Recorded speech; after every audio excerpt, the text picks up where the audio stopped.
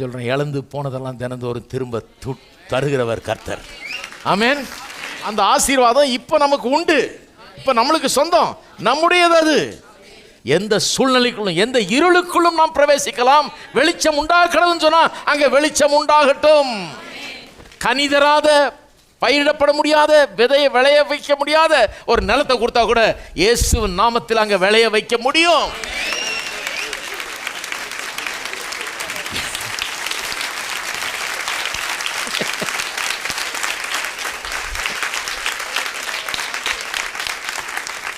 காலி பானையெல்லாம் நிரப்பி காட்ட முடியும்.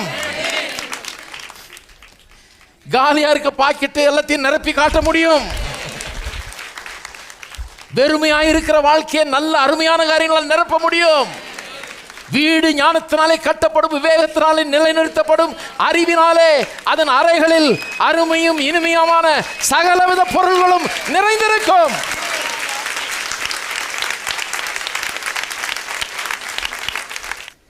ஆசீர்வாதம் அந்த ஞானத்தை, அறிவை, விவேகத்தை தருது. அந்த ஞானம், அறிவு, விவேகம் வாழ்க்கையை கட்டுறதுக்கு உதவுது, அது நிலைச்சு நிற்க உதவுது, அதை நல்ல காரியங்களால் நிரப்புகிறதுக்கு உதவுது. எத்தனை பேர் அதை செய்ய போறீங்க? நீங்கள் ஆசீர்வதிக்கப்பட்டவர்கள். மறந்துடாதீங்க, யாக்கோபு மாதிரி கோட்டை விட்டுறாதீங்க. யோசேப்பு மாதிரி எல்லா சூழ்நிலையிலும் அதை பிடிச்சிக்கங்க.